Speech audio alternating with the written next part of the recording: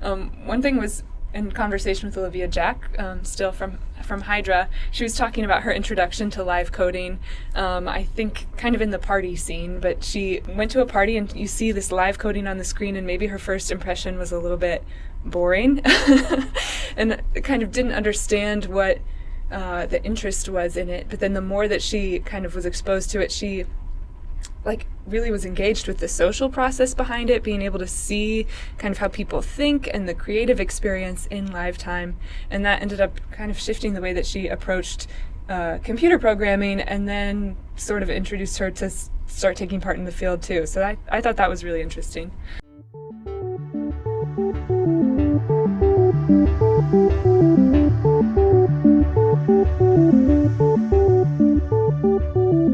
Welcome to another episode of Tech in the Arts, the podcast series of the Arts Management and Technology Laboratory. The goal of our podcast is to exchange ideas, bring awareness, and stay on top of the trends. You're listening to our Art and Code podcast series, highlighting artists working at the intersection of performance, real-time visuals, and live coding. This series is in partnership with the Frank-Ratchye STUDIO for Creative Inquiry at Carnegie Mellon University. My name is Char Stiles, my pronouns are she, her, and I'm the podcast producer for AMP Lab. Today, I'm joined by lead researcher Hannah Brainerd and our social media and marketing coordinator Ashley Offman for our Art and Code series wrap-up show. For the past 5 weeks, AMP Lab has been producing an Art and Code podcast series in which we interviewed 7 different artists, live coders, and programmers practicing all around the world from various backgrounds. The series featured Zoe Sandoval, Matthew Ragan, Kate Sicchio, Sarah Groff Hennigh-Palermo, Char Stiles, Olivia Jack, and David Lublin. We're going to discuss the lessons we learned, what piqued our interest, and how experiencing these artists and their expertise has affected us.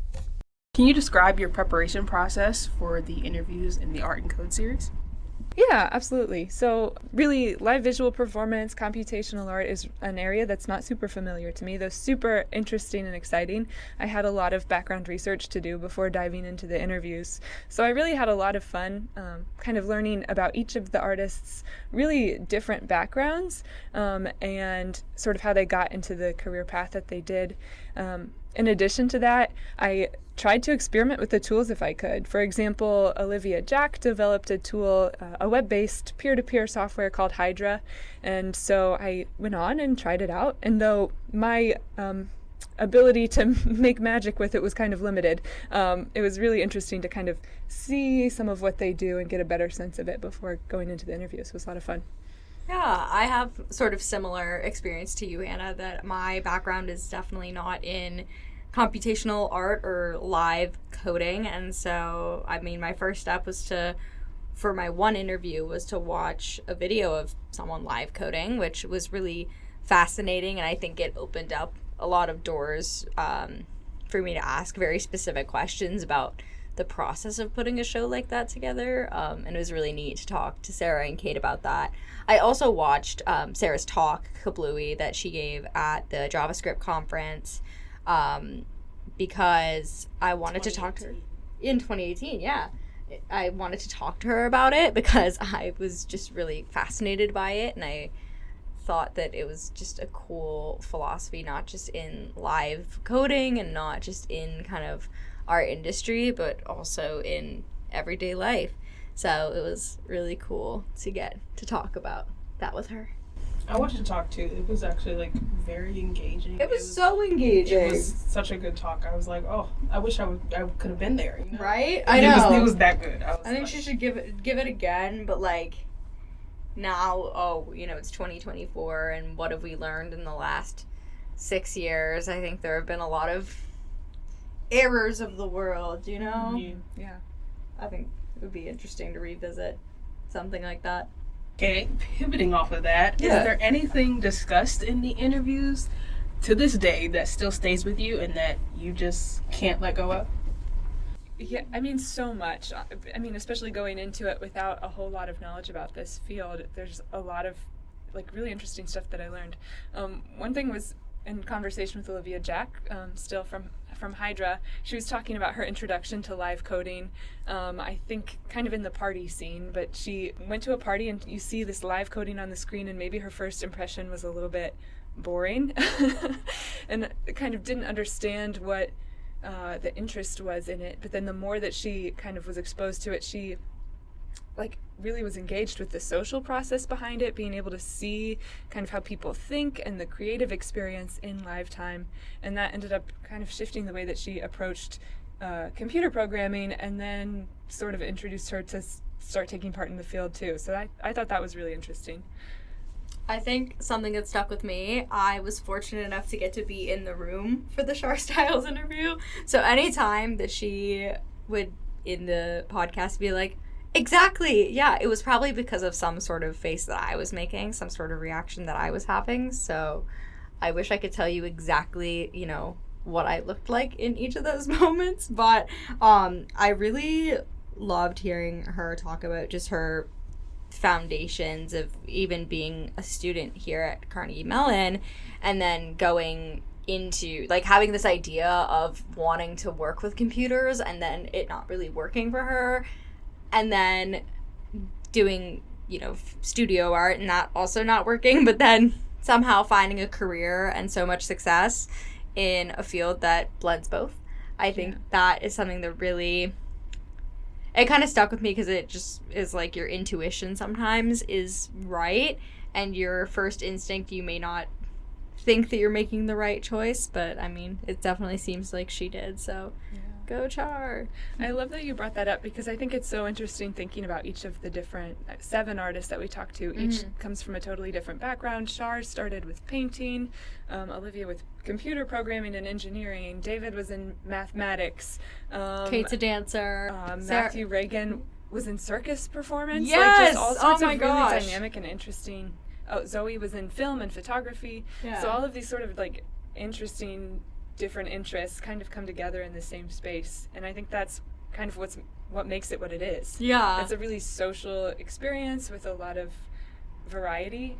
Yeah, and it kind of breaks the stereotype. I think I talked about this in my interview with Sarah and Kate, of like there's a stigma of technology being a very like insular and isolated field, but it's what we've seen through this series is that it's really not, and that it can become like a community experience.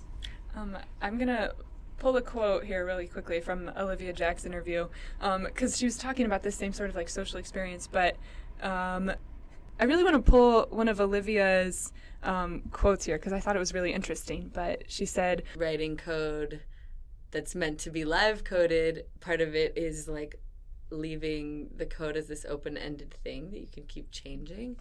And so it's much more of some sort of ongoing dialogue. And she continued, she said, some of the selling point is like how complicated and seemingly magical it is. And live coding is a bit the opposite of some of what's interesting, is how kind of social it is and how much it can be about like sharing something or learning together or building your own tools.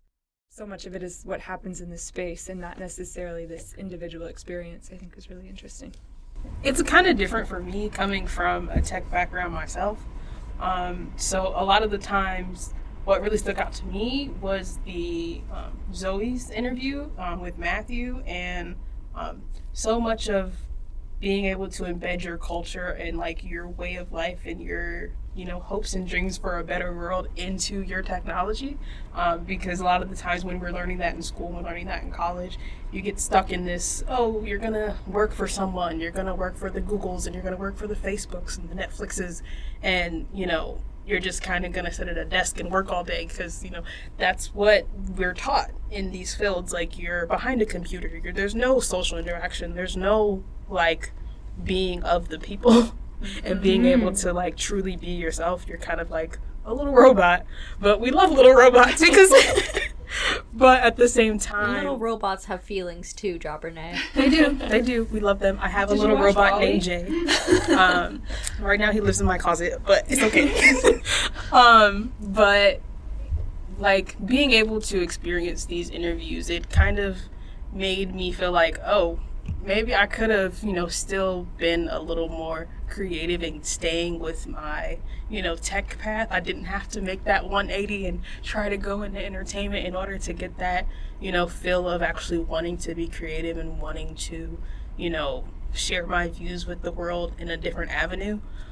So yeah, it really opened my eyes to a lot of the things that, growing up, doing a lot of tech stuff, and even in college that we didn't get exposed to at all. So, it really kind of sparked my interest to be like, hey, I should really talk to my former department and get them to watch these interviews to really open, our eyes up to see all the things that we can do outside of being like those little antisocial robots that people think that are in the tech industry, even though we all are like really passionate about, changing the world and like really doing something different.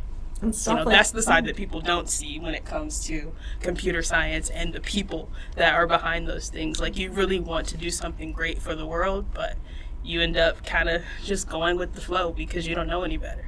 I feel like things like this are also part of how these new pathways are going to be created. Like, I think that it's important for, like you said, Jabbernet, like, for people like at your former school, in your former department, to see this and to see that it's a like plausible path for someone to go down and make a career out of it, because I think that people don't necessarily see something or view something as a plausible career until they see someone else do it.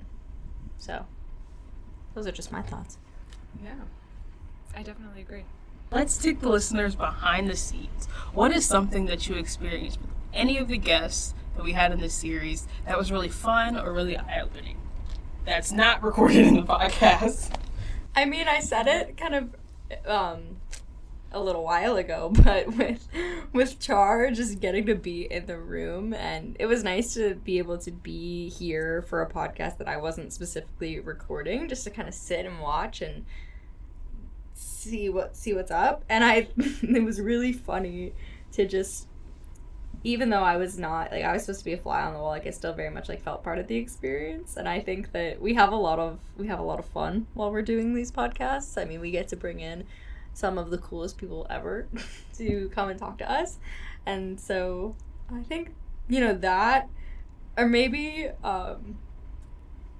you can cut this out if you want to, Joffrey, but when Sarah dropped an F-bomb in the middle of our podcast, that was pretty funny. And I think you did a good job of editing that out. But I think I remember looking at you, Robert, and going, "Can we say that?" So, it's nice because, of course we bring amazing guests and we don't want them to feel sort of filtered or restricted in any way, but sometimes things like that happen, and it's a lot of fun to be a part of it. It's funny that you mentioned that because I was gonna say the same exact thing. Yes! Like, the energy of Kate and Sarah's interview was very open, very like real, and even, her accident dropping that F-bomb, it was like, oh, so they're very comfortable with us, and that's the type of environment that I really wanted to create every time someone came in here. Yeah. It was like, I want you to be comfortable. I want, like, Char would be like, oh, can I nerd out for a minute? Be like, yes, you can do whatever you want. Like, anything. We wanted, and I was so fascinated about the different things that would just come off the top of their head. I was like, this is amazing. like, and I really appreciated that they were that comfortable with us to be able to take it there. Yeah. Mm-hmm. So it's like Char's roommate's dog that only right. only understands Korean. Like, I agree with all of that, and I feel like those were the things I was going to say too. There's one other thing, and I really enjoyed hearing about them talk about each other, because they're all sort of like colleagues in the field. They all are familiar with each other's work, and so they're like, oh, you got to talk to so-and-so? That's really awesome because they did this and that. And so I think it's really fun to kind of be able to be a connection between them. Yeah, finding out the connection between Char and David was really crazy. Cool. Yeah. We were like, what? Whoa, yes. Yeah, and when she was like, no way, you got to interview David, it was like, yeah, we did. That's pretty awesome. So, yeah. It's very funny to see the admiration that they all have for each other. So what technology discussed in the series intrigued you the most, and why? So much of it, and this is going to be a really vague answer, you might not like it, but I think it was interesting how they all discussed the ways that sort of the tools shape the process and in some way can limit them. Char was talking about her work with the MIT Media Lab Future Sketches group and talking about how tools shape the artwork that comes out of it. And Matthew and Zoe kind of shared the same sentiment.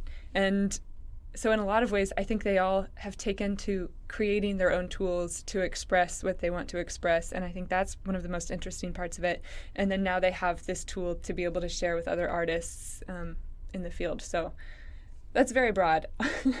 In addition to that, I think Hydra was really fun to play with because, like I was saying, like if you're a very beginner just kind of trying it out, there's something that you can do. Or if you've been doing this for years, like there are lots of opportunities there as well. So I think that one was a fun one to play with. I was really interested to hear about choreo topology from Kate in my interview with her and with Sarah. I was just really fascinated by it because it felt like the most sort of directly almost applicable thing to performance. In my background, I'm a performer, and so it was really interesting to hear about the integration of like real-time video in choreography and just kind of the different ways to think about choreography, because choreography is a very it's very codified, almost like code. Haha. See? So it's very like kind of prescriptive in a way. And so it was very interesting to hear about how she developed almost like a whole new system. And also, then going into things like with like haptics and wearables and how that sort of technology can also be adapted to create adaptive tools for folks with disabilities. That was really fascinating to me. I didn't necessarily see that connection, but then when it was made, I was like, whoa, that's really cool. And it was nice to see kind of choreography be translated not just to like movement as dance, but just like movement as everyday people movement. Ebony, what about you? For me, I'm not gonna say like technology, but Char's interview from like a tech person's perspective was very like eye-opening to me. Like I could connect with some of it, with my experience of coding and different things like that. But like concepts of Turing completeness, I was like, they don't teach us that. That was cool. And then like even her talking about making Carl and the use of that, and then how she, integrated it in making the fastest integer multiplier, and her experience of talking about, showing that to people, and that experience of like really seeing it in real time. I was like, this lady is really cool, and that technology is really cool. And I was like, I need to know more. Yeah, I agree. You said the concept of Turing completeness, which was also something really unfamiliar to me. But she was talking about, now I'm going to misquote it, if it was Dune on a pregnancy test, because you're really like goofy, silly possibilities with computers. That's part of the fun. And that's the thing. I'm like, you don't get that enough in education to know that is a possibility. Mm-hmm. Like, we're always kind of stuck on being like, math, arithmetic, and solve this really concrete problem, not about use your imagination, what can you create, what can you do, like so being in all these interviews, it really kind of opened my eye up to coding outside the bounds and coding more creatively rather than just doing the basic arithmetic and like trying to solve this far-fetched problem that the professor gives you, and sometimes it can just be fun. It can just be expression. Yeah. Right. So if you had to pick your favorite project mentioned in the series, which one would it be? This is a hard question. I do have one that comes to mind quickly for me, just because I'm passionate about kind of how climate intersects with arts and technology. And so one project that Zoe and Matthew were talking about, it was with Visions 2030, and there were 3 domes, and they were kind of largely responsible for one of them that helped like participants in the experience after a series of prompts help visualize their ideal future in a sustainable future. And so I kind of thought it was interesting, their role in bringing that together and helping people get engaged in the process in real time. I thought was fun. I thought Carl was really cool. I feel like we're becoming a Char Stiles fan account, but I think that Carl was really neat, and I was kind of going back and looking at it, and I just think that it's nice to kind of talk to somebody about a project that they're so passionate about, and I think that's part of why I was so excited about it, because it was so cool to see her face light up when you were like, and so like, tell us about Carl. And she was like, oh my gosh, you guys are talking about Carl. Like, that was, it just really, it made me interested in it, for sure. I think it's a cool thing because it makes, like, sort of this, like, live coding, like, accessible just to the general public. And it's like, oh, you know, you don't have to know JavaScript or anything. You can have it just, like, in the palm of your hand. That was pretty neat. For me, the projects that really stuck out to me were a lot of the things that Zoe and Matthew talked about. I'm going to say it again, but the influences of Zoe's culture that she put into a lot of the work that they had on their website, I was like, this is beautiful, and I didn't know that this was possible, and this is really inspiring to me. But yeah, I think a lot of the times when you are, you know, experimenting with technology and, you know, trying to create something, you get stuck into like this big picture, you know, how can I change the world? How can I, you know, help everyone? But seeing things like that kind of told me like, hey, it's okay to kind of, you know, make it a little small, make it for the people who, you know, are right there with you, or the people that have that same experience with you.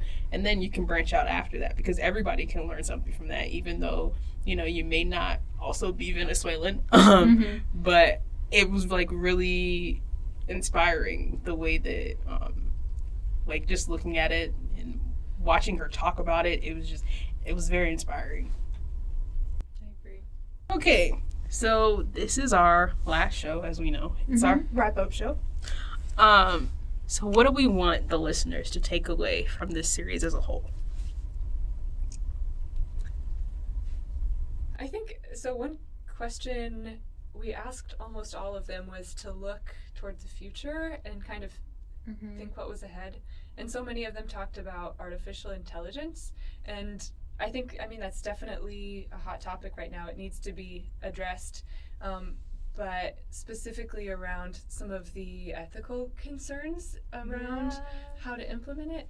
One story that I love was David Lublin was talking about a project he did a while ago before kind of AI was in the mainstream, and I'm going to misrepresent it a little bit probably, so go back and listen to it. But so David Lublin's early project was adding captions through machine learning. So he scraped the web for a bunch of scripts and applied it to television in real time, I think with like a Western kind of perspective. And so there was the ethical consideration around where the scripts were obtained.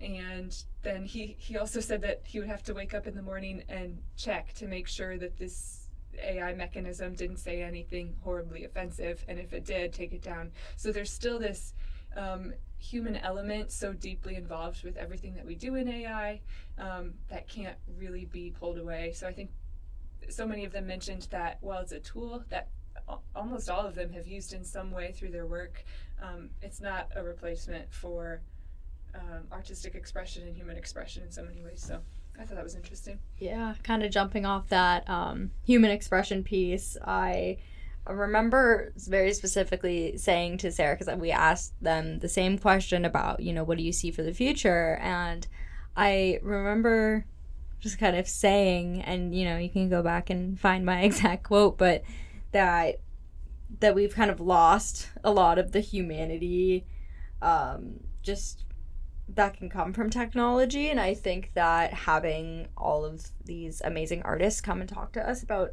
the expression, like you said, Hannah, that they are still able to create even in an age where AI is kind of dominating the tech conversation, I hope that people kind of